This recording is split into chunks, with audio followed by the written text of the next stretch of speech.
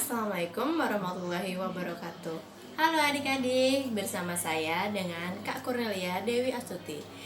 Hari ini Kak Kurnelia akan coba memberikan materi mengenai ekosistem. Penasaran kan adik-adik? Yuk kita simak videonya terus ya. Ekosistem adalah tatanan kesatuan secara utuh menyeluruh antara segenap unsur lingkungan hidup yang saling mempengaruhi. Ekosistem itu tersendiri tersusun atas satuan makhluk hidup, yaitu individu, populasi, komunitas, dan biom. Yuk adik-adik kita bahas satu persatu. Individu adalah makhluk tunggal atau yang tidak dapat dibagi-bagi. Seorang manusia, sebatang pohon kelapa, seekor kucing, dan seekor belalang merupakan individu. Selanjutnya, populasi. Populasi bisa disebut satu atau lebih individu suatu spesies yang hidup di suatu tempat. Misalnya, di dalam suatu ekosistem sawah terdapat populasi tanaman padi, populasi rumput, populasi ulat, populasi wereng, dan populasi burung pipit. Pertumbuhan suatu populasi ditentukan oleh daya biak populasi yang bersangkutan. Makin besar daya biak suatu spesies, makin besar pula populasinya. Anggota populasi selalu mengalami fluktuasi, sehingga populasi merupakan kelompok yang dinamis. Fluktuasi itu dinamakan dinamika populasi. Dinamika populasi tersebut dapat disebabkan oleh natalitas, mortalitas, imigrasi, dan emigrasi. Komunitas. Seluruh komponen biotik suatu ekosistem dinamakan komunitas. Dengan demikian, suatu komunitas tersusun atas semua populasi yang ada di dalam ekosistem yang bersangkutan. Sebagai contoh, dalam suatu ekosistem hutan, komunitas pohon beranggotakan semua populasi berupa berbagai jenis pohon, dan komunitas burung beranggotakan semua populasi berupa berbagai jenis burung. Dengan kata lain, interaksi antar populasi membentuk suatu komunitas. Secara umum, komunitas di alam dibagi menjadi dua, komunitas perairan dan komunitas daratan. Biom. Beberapa ekosistem daratan yang memiliki struktur dan ketampakan vegetasi yang sama memiliki sifat-sifat lingkungan yang sama dan memiliki karakteristik komunitas hewan yang sama pula membentuk suatu biom. Beberapa biom yang ada di dunia antara lain biom hutan hujan tropis, biom tundra, biom savana, dan biom gurun. Gabungan semua biom yang ada di muka bumi ini membentuk sebuah biosfer.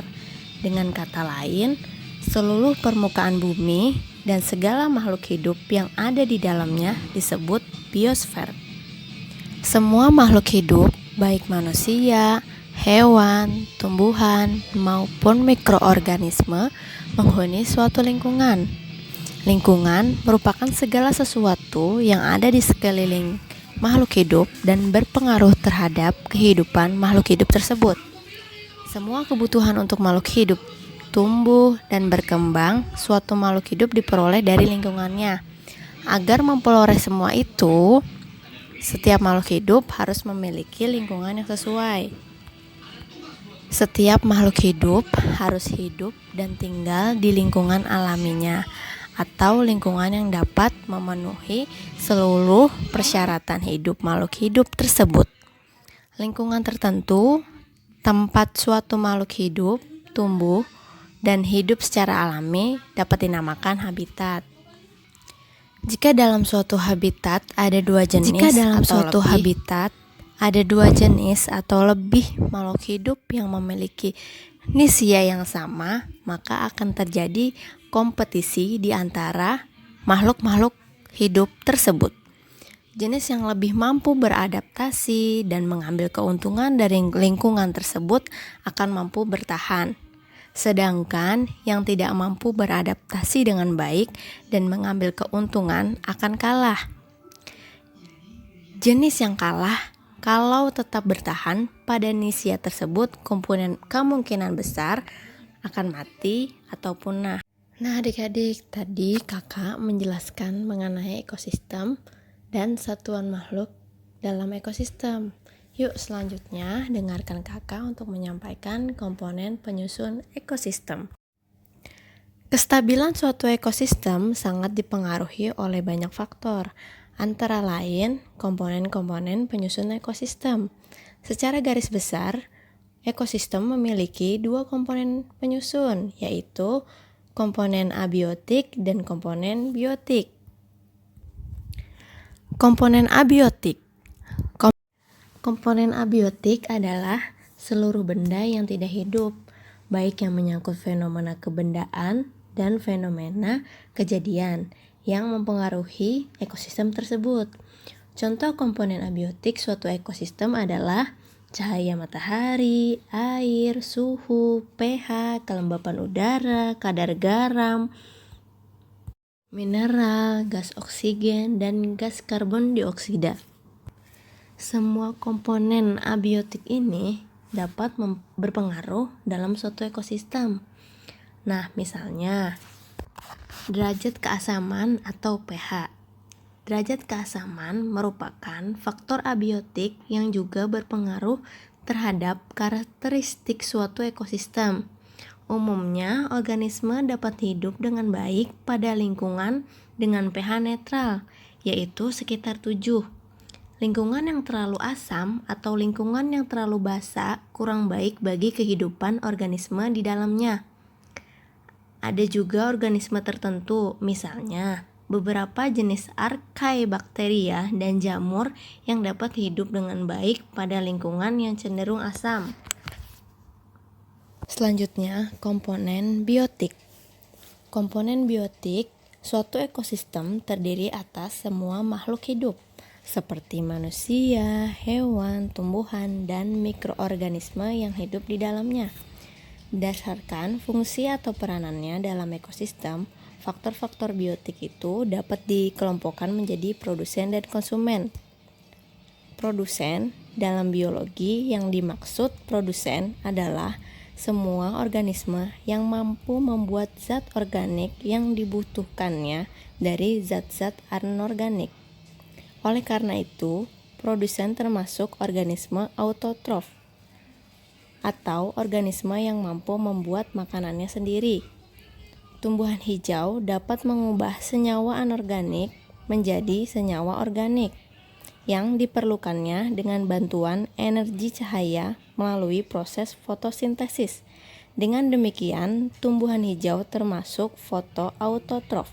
Ada pula organisme yang mampu mengubah senyawa anorganik menjadi senyawa organik yang diperlukannya dengan bantuan energi kimia. Organisme seperti itu dinamakan organisme kemoautotrof. Konsumen. Istilah konsumen yang berarti pengguna. Konsumen merupakan organisme heterotrof, yaitu organisme yang tidak dapat menghasilkan zat-zat organik yang dibutuhkan dari zat-zat anorganik. Oleh karena itu, organisme heterotrof harus mendapatkan zat-zat organik tersebut dari produsen, baik secara langsung maupun tidak langsung. Nah adik-adik, tadi kakak sudah menjelaskan penjelasan mengenai ekosistem. Selanjutnya, yuk kita menjawab soal bersama-sama. Di dalam kolam ditemukan sekelompok organisme yang terdiri atas ikan mas, hidrilla, dan mikroorganisme air dengan air kolam terlihat keruh. Tingkatan organisme kehidupan tersebut termasuk A. Populasi, B. Individu, C. Komunitas, dan D. Ekosistem. Yuk adik-adik, mari menjawab bersama. Ayo, jawabannya apa? Jawabannya adalah ekosistem.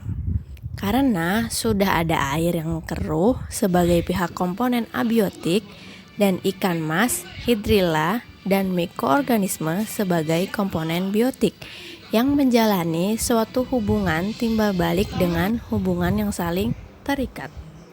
Nah, seperti itu adik-adik penjelasan kakak mengenai materi ekosistem.